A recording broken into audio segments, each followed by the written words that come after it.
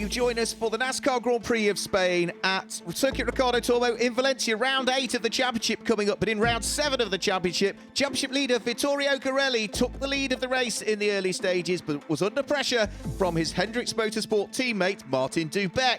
Further down through the order, Tobias Dauenhauer, lying second in the championship, was able to sneak through the somewhat damaged car of Alessandro Brigatti, who was really starting to struggle with some front bodywork rubbing on the car. Later on in the race, Martin Dubeck mounted a real challenge for the lead of the race. There was almost contact between the pair of teammates, but it would be Vittorio Garelli who just managed to hang on to the lead all the way to the checkered flag and came through to strengthen his position in the championship standings. Vittorio Garelli won the race. Martin Dubeck was second, and Nicholas Risitano finished in third position in the first race of the weekend. Well, it's round 8 that's coming up. This is the last of the races that will be normal championship points.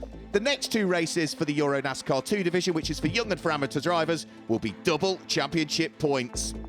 So the drivers are getting ready to head out onto circuit, this 2.5 mile or 4 kilometre track, which undulates and has some fast and some slower sections.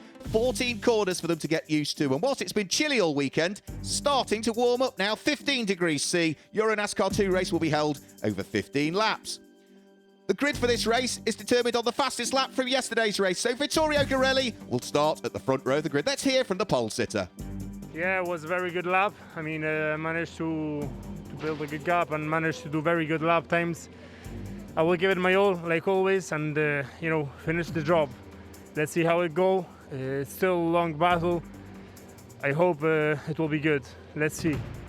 Well, that win for Vittorio Garelli in round number 7 means that he has extended his championship lead to 20 points now over his main championship rival, Tobias Dauenhauer. They both run for the same team. Garelli starts from pole position, Martin Dubeck alongside. Tobias Dauenhauer with Alessandro Brigatti on row number 3, and it's Nicholas Risitano with Vladimir Choitzis on row number 4. This is the last standard point scoring race of the season. Buckle up, we're about to go green for the 8th time in EuroNASCAR 2 in the NASCAR Wheel Euro Series for 2020. The pack of cars all charging their way up towards Asper, which is the first corner, with Martin Dubeck looking to try and see if he could take the lead of the race, but Vittorio Garelli moving across and just covering off any opportunity. So Garelli leads. It is Martin Dubeck in second place, and Tobias Dauenhauer is looking to try and make it into second place if he can. Almost contact between the pair of teammates as well. It's a Hendricks Motorsport 1, 2, 3 in the early stages of this one. Alessandro Brigatti sitting there in 4th place, and Nicholas Risitano that sits behind.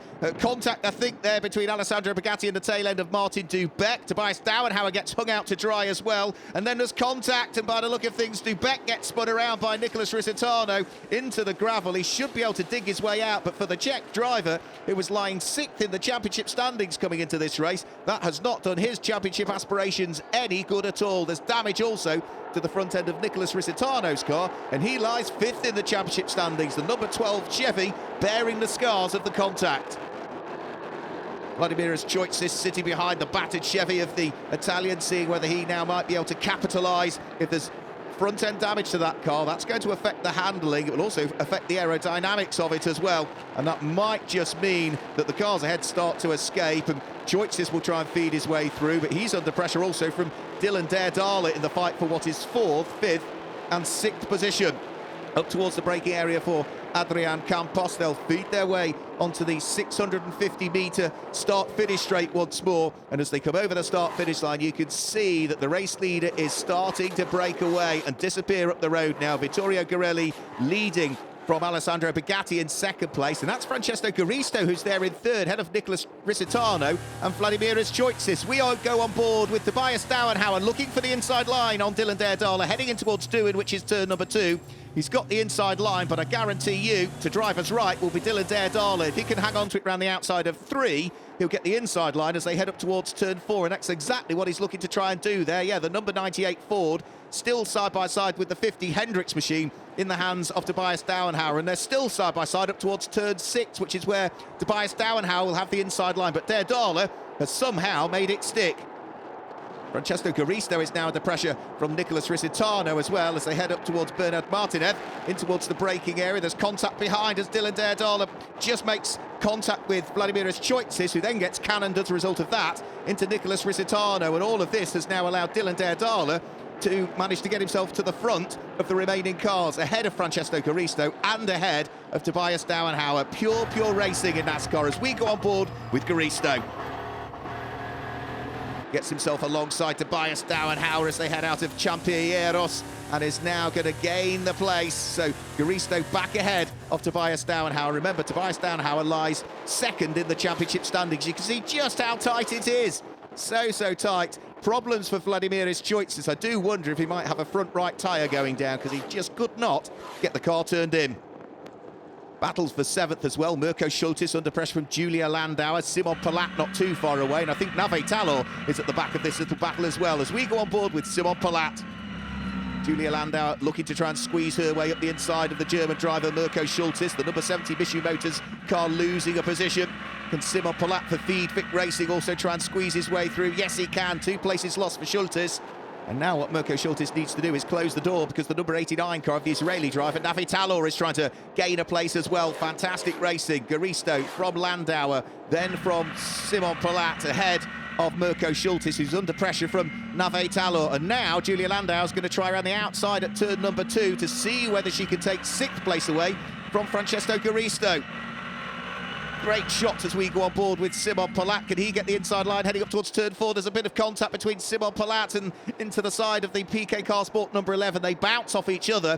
Both continue. No obvious damage. You can see this time of year, because it is early part of December, just how low the sun sits. A mistake from Francesco Garisto ahead as he goes over the curbs. That's absolutely the opportunity that could be seized by Julia Landauer. She goes through and takes the place away from Francesco Garisto.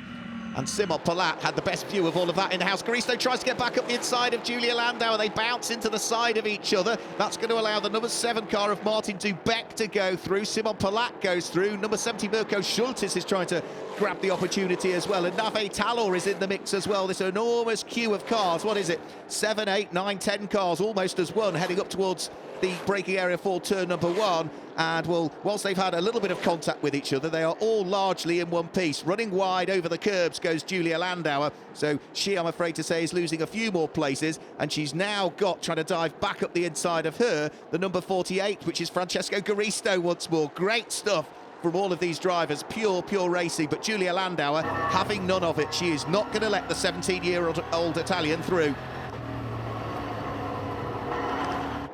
Trying to gently get on the throttle and then build the speeds as they come up towards the braking area for turn number 8. Bernard Martinez, Mirko Schultis under pressure for Nave Talor. Julia Landauer, despite all of her little problems, still at the sharp end as well. Dylan Derdala in 3rd place, under pressure from Tobias Dauenhauer for the final podium spot. We haven't seen Dylan Derdala on the podium as yet so far this year. It'd be great to see that Cal Racing Ford on the overall podium, but he's under pressure from Tobias Dauenhauer, and if he wants to hang on to this place, he's really going to have to work very hard for it indeed.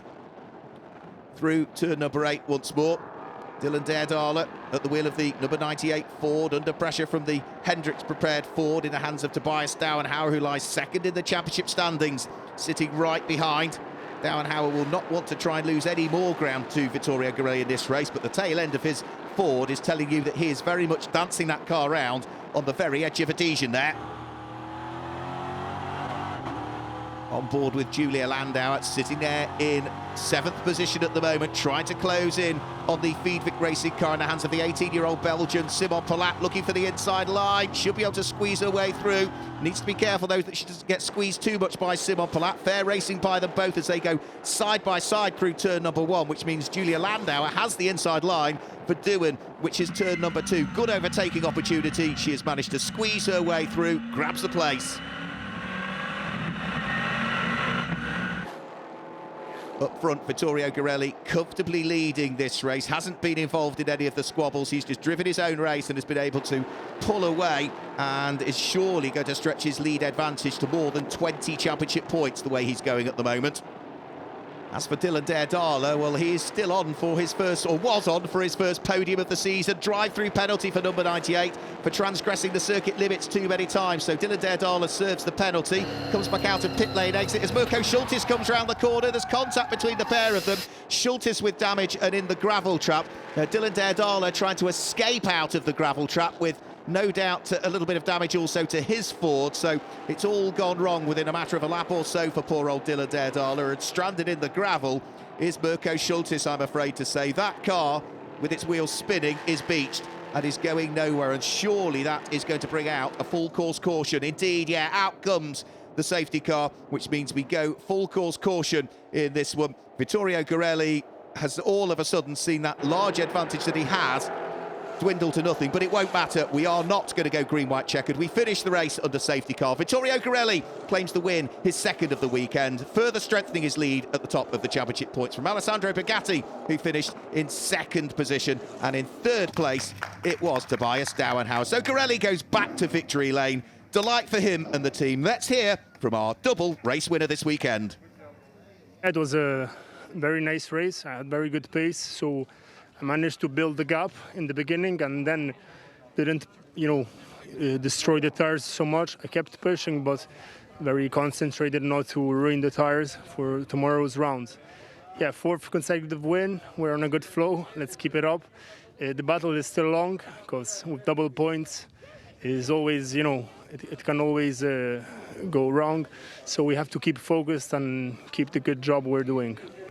So a fifth career win in EuroNASCAR 2 for Vittorio Garelli, and strengthening his lead at the top of the championship table. He'll be delighted with that.